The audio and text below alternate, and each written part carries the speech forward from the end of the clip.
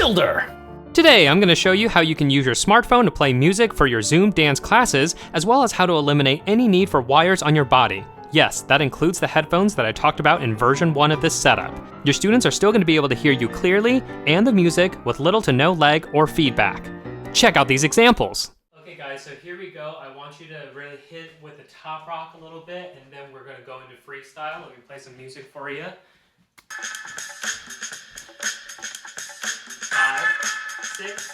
5, 6, 7, and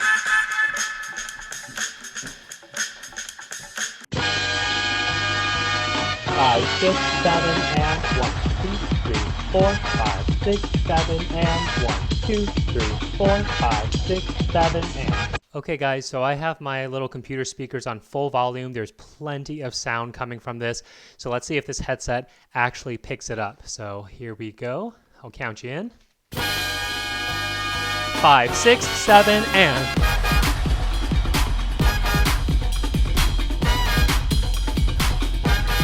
Okay guys, so now I'm wearing just an athletic band. I have the Saucony Tiny flipped inside out, and the microphone is going down. So basically, if I'm spotting my head during a pirouette, it's not really gonna fall out. And some people might think this is uncomfortable, but if you're wearing a headset like I just showed, this is basically the same thing. So let's see if we're gonna get any feedback issues with the music blasting fairly loud. Here we go. 5, 6, 7, and. Okay, so now I'm wearing the boom, and basically it's not the sturdiest boom in the world. So if I shake my head a lot, it is gonna lose its place. But let's see if we get any feedback issues with the speakers being fairly loud. So here we go. 5, 6, 7, and.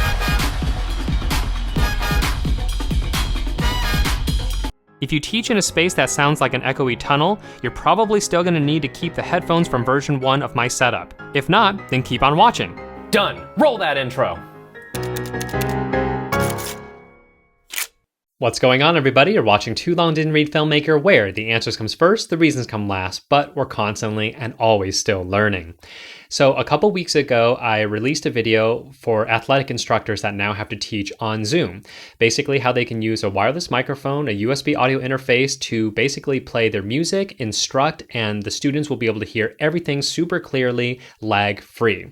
Well, you guys have been very active in the comments and reaching out to me and asking me, hey, this is my situation. Could you use a microphone like this? Could you negate the use of headphones? Or how about playing my music from my phone instead of through my computer? Well, this video is going to be version 2, where I'm going to show you how you can do all of that, as well as the different type of microphones you can use that now require no wires or bouncing on your shirt whatsoever.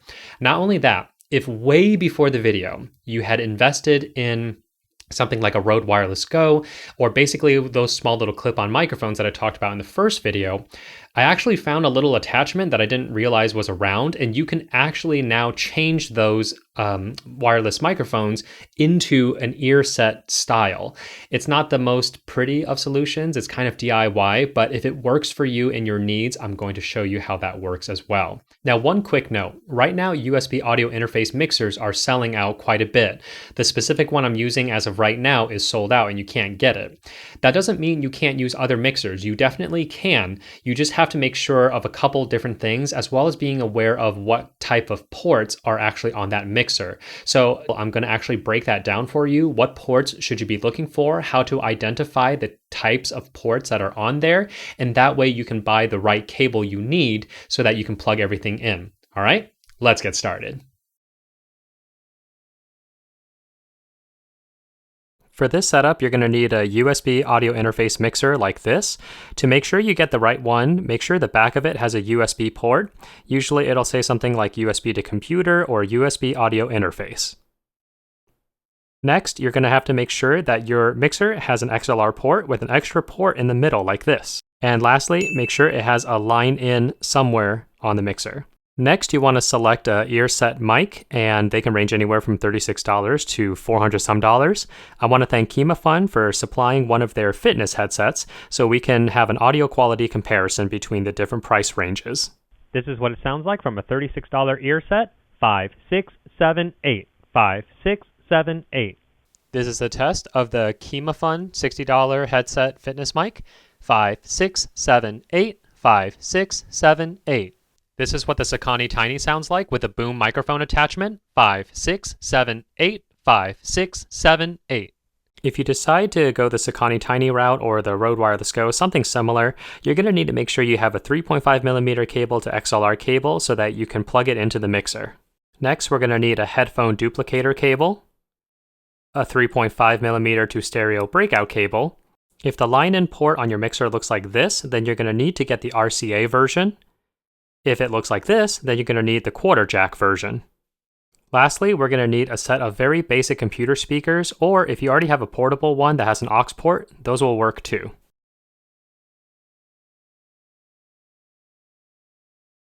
Alright, let's plug everything in. First, we're going to take the HEADPHONE over here and its quarter jack adapter, and we're going to screw it in. From there, we can plug it into channel 1 right down the center. Now, if you decide to use a Sakani, a Rode, or some kind of wireless mic like that, then you just need to get the 3.5mm jack to an XLR cable, and then that will basically plug in there instead. Take your headphone duplicator cable and plug it into your smartphone, and if you're using a laptop, go ahead and plug it into the headphone port. Now, we want to turn the volume all the way up except one notch back because we want it to be as loud as possible with no distortion. Next, let's take our stereo breakout cable and we're going to plug it into the line in on the mixer.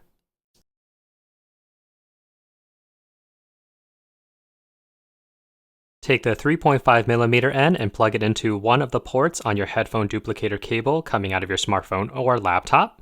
Next, take the 3.5mm cable coming out of your computer speakers or the aux port of your Bluetooth wireless speaker, and you're going to plug that into the other end of the headphone duplicator cable. The reason we need to duplicate the smartphone or the laptop's headphone port is because you cannot play out of your headphones and your speaker at the same time, so we need to have it all going out of one area. This will also allow us to hear the music only and not our voice. Now let's adjust the gains and for the microphone. So we're going to actually initially set it to about 75%, and then the fader below it 75% as well. And then this line USB, this is where our music is going to be coming in from. So we're going to put that to about 35 to 40% just to start. For the main mix over here, we're just going to leave it at approximately 75%. Lastly, this USB assign a monitor button, we want to make sure that it is pointed up and not pressed down, so that way we actually get a music signal coming in from our line in. Next, we're going to set up our mixer to the laptop or computer. First, you're going to plug in the USB cord from the mixer into the mixer and into the laptop and desktop. With everything initially set up, go ahead and turn on the mixer. Once you've turned on your mixer, let's go ahead and set up your computer. So on a Macintosh, we're going to go to the top left corner where the Apple logo is, and we're going to go to System Preferences. We're going to go to the Sound option. And under the Input tab, we want to make sure the USB audio codec is being selected.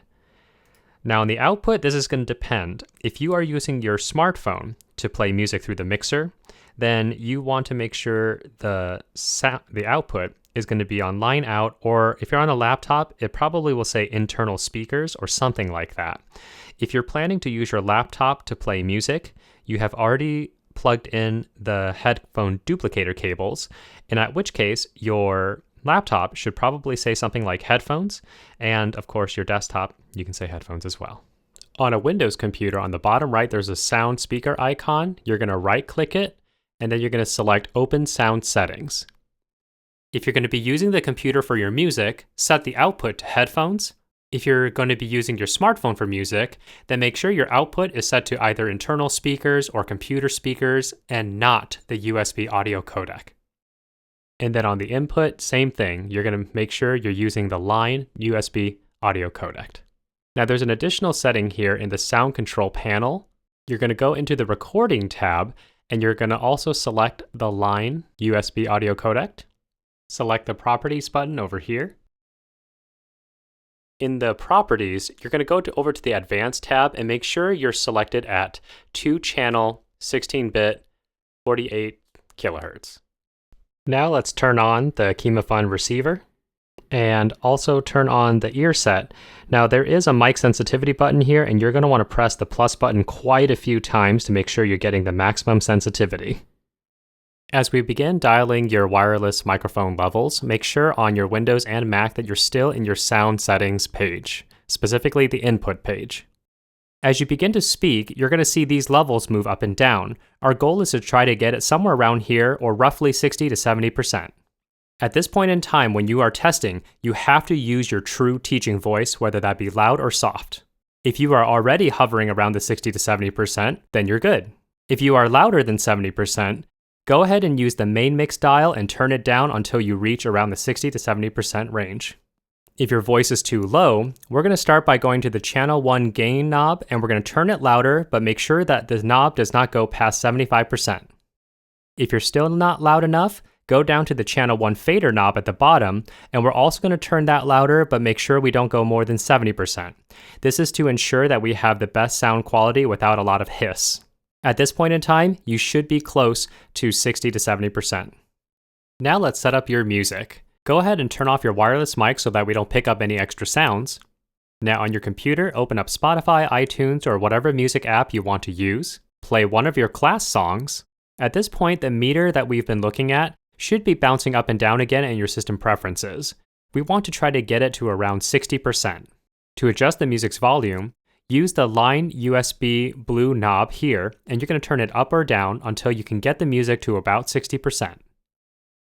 Now, these are just general guidelines. You can definitely push your voice and your music up to 70% if you want to. Just remember, when you're teaching and the music's playing at the same time, if you hit 100% on that bar, you're going to start entering into distortion, and people are going to start hearing clipping sounds as you're speaking. So what you can do is, yes, you can play one of your common loud pounding music and then also use your teaching voice and see if you actually do hit 100%. Another good way to test out everything is simply set up a test Zoom and then record it, similar to like what I did. And then when you play it back, you can take a listen and see if the sound levels between your voice and your music is right for you. Now, there's 2 tips that I completely forgot to talk about in my last video.